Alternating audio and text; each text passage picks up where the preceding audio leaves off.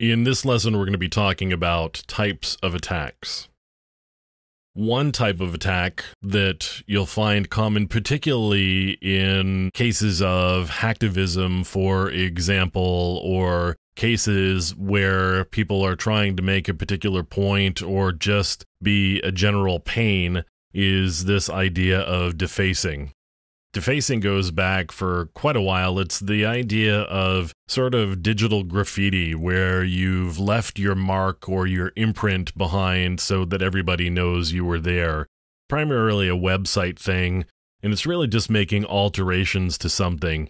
It used to be pretty common a long time ago to have particular businesses or people or just organizations in general to have their home pages be replaced by this other thing that was along the lines of, hey, I was here and I took over your page.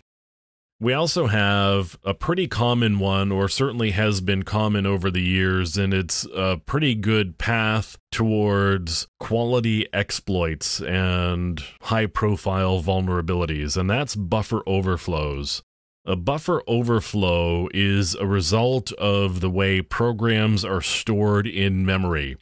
When programs are running, they make use of a chunk of memory called a stack, and it's just like a stack of plates. When you put a bunch of plates down, when you pull a plate off, you're going to pull the top plate. You're not going to pull the oldest plate. You're going to pull the one that was on top. So the same thing with a stack here when we're accessing memory, and this has to do with the way functions are called in memory. When you call a function, a chunk of memory gets thrown on the top of the stack. That's the chunk of memory that gets accessed.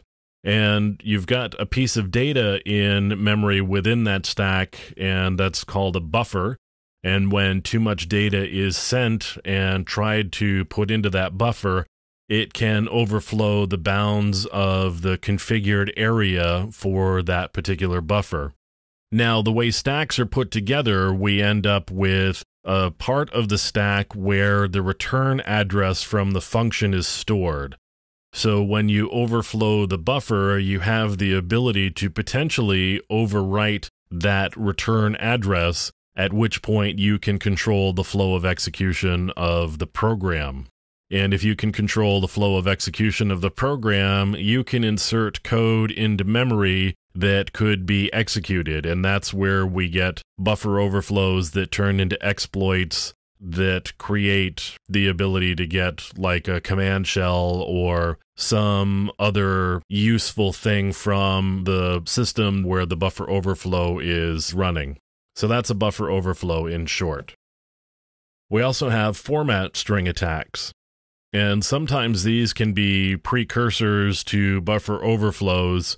Format strings come about because the C programming languages makes use of these format strings that determine how data is going to be input or output. So you have a string of characters that define whether the subsequent input or output is going to be an integer or whether it's going to be a character or whether it's going to be a string or a floating point, that sort of thing. So you have a format string that defines the input or the output. If a programmer leaves off the format string and just gets lazy and provides only the variable that's going to be output, for example, you have the ability to provide that format string. If you provide the format string, what then happens is the program starts picking the next pieces of data off the stack and displaying them. Because of that, we can start looking at data that's on the stack of the running program just by providing a format string.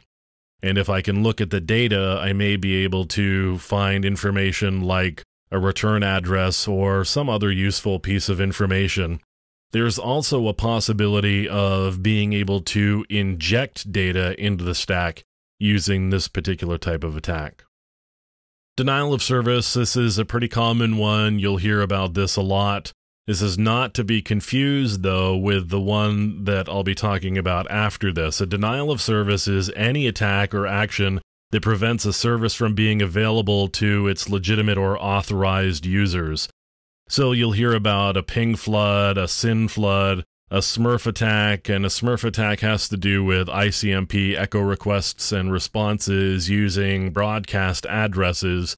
That one's been pretty well shut down over the last several years. You can also get a denial of service simply from a malformed packet or piece of data, where a piece of data is malformed and sent into a program. If the program doesn't handle it correctly, it could crash. If it crashes, suddenly you're not able to use that program anymore. Therefore, you are denied the service of the program, thus a denial of service. As I said, a denial of service is not to be confused with a distributed denial of service, and I know it's pretty trendy, particularly in the media, to call any denial of service a DDoS. Any denial of service is not a DDoS. A DDoS, or distributed denial of service, is a very specific thing. A distributed denial of service is a coordinated denial of service making use of several hosts in several locations. So if you think about a botnet as an example, a botnet could be used to trigger a distributed denial of service, where I've got a lot of bots that I am controlling from a remote location, and I'm using all of those bots to do something like sending a lot of data to a particular server. When I've got a lot of systems sending even small amounts of data, all of that data can overwhelm the server that I'm sending it to. So the idea behind a distributed denial of service attack is to overwhelm resources on a particular server in order to cause that server not to be able to respond in a normal way.